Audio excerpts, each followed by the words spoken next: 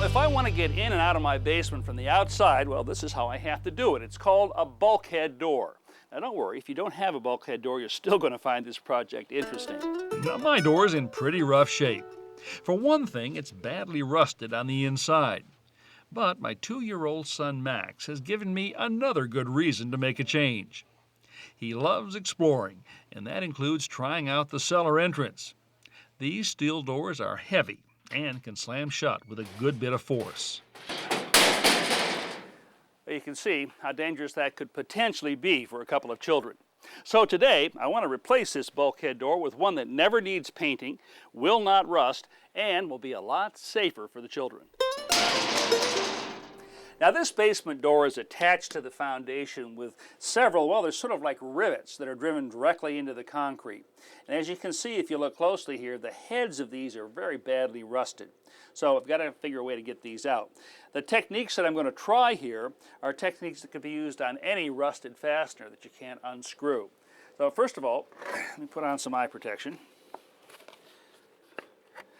And then the first thing I'm going to try is a cold chisel. Now, this is a hardened steel right here. And I'm going to put it at the base of the head, take a 2-pound sledge, and see if we can pop that off.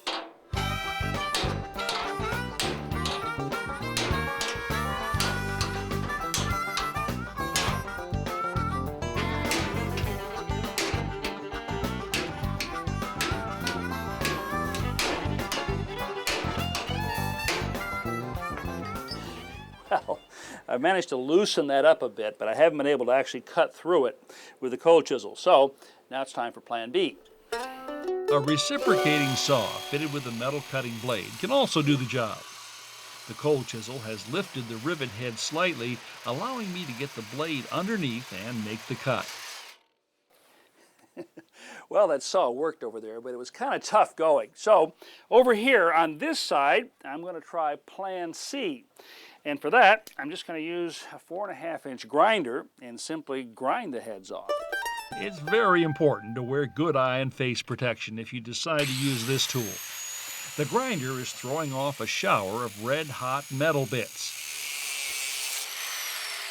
This full face shield is what I prefer for this job.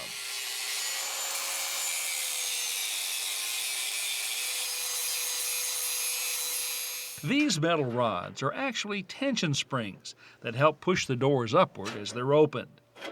The rods are also what secure the door hinges to the frame.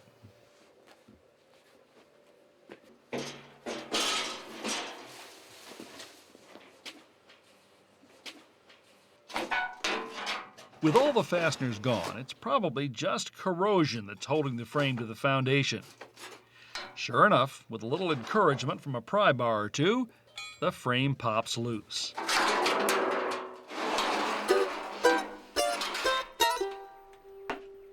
All that remains is a piece of flashing up under the shingles. A few taps with a hammer, and it's out.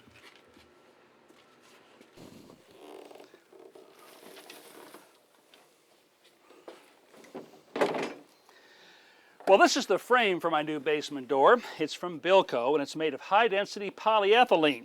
I'm going to set it in place right here and then double check to be sure that everything fits properly.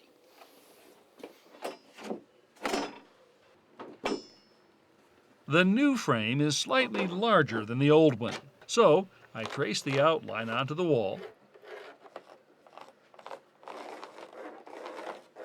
then trim the shingles back using a small battery-powered circular saw.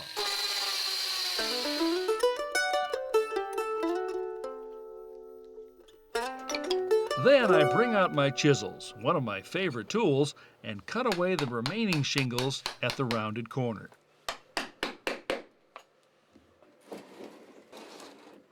Next, I check to be sure the frame is square. If it's not, the doors won't fit properly. Now, the best way to do this is to measure from corner to corner and compare the results. If the frame is square, they'll be the same. Once I'm satisfied everything is in the right place, I mark the location of the mounting holes using a felt tip pen.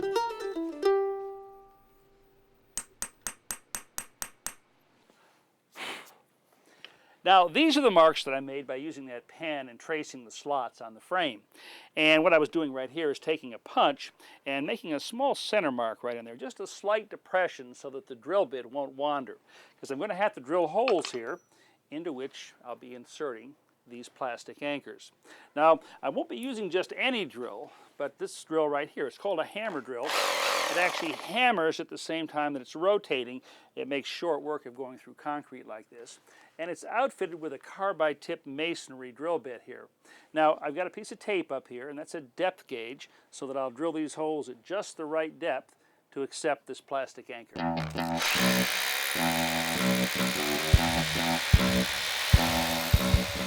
When drilling in a masonry material like this, I always make sure to vacuum away the dust, especially any that may have fallen back into the hole. It's almost impossible to properly insert an anchor in a hole that's filled with dust.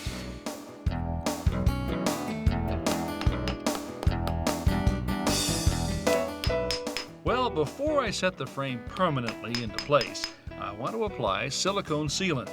By cutting the tip closer to the cartridge, I can get the heavy bead I want on top of the foundation.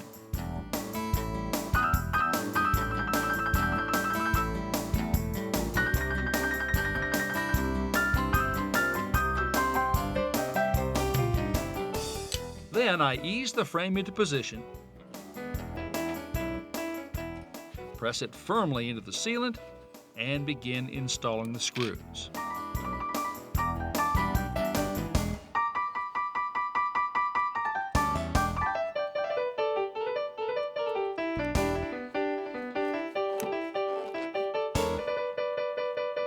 I place a second bead of sealant on the inside, where the frame meets the foundation. By spraying on a lubricating solution, I can use my finger to tool the caulk and end up with a super smooth joint. I also apply sealant to the head of the frame, where it meets the side of the house.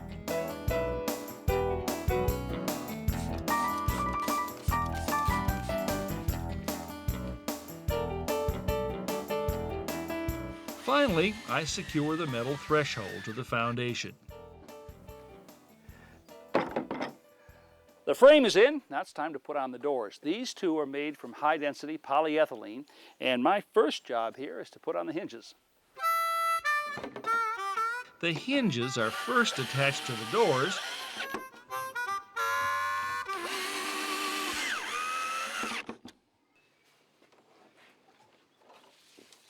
then the doors are set in place.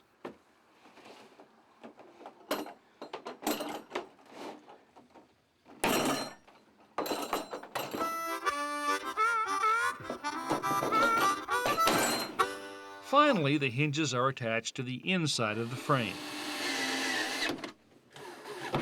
The polyethylene doors are much lighter than the steel ones I'm replacing. But to make the new doors even easier to operate, I'm installing gas cylinders that will slow the doors closing, then help to push them upward when they're opened.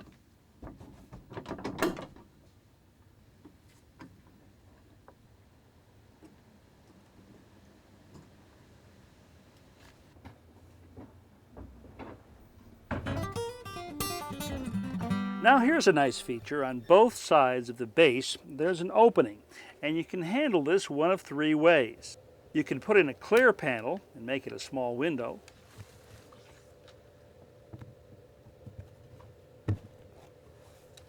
A solid panel, or, and this is what I'm going to do in my case, a screen and vent. Well, I got my new basement door. It won't ever rust, never needs painting, is safer for the kids, and I think you'll agree, it's pretty darn good looking.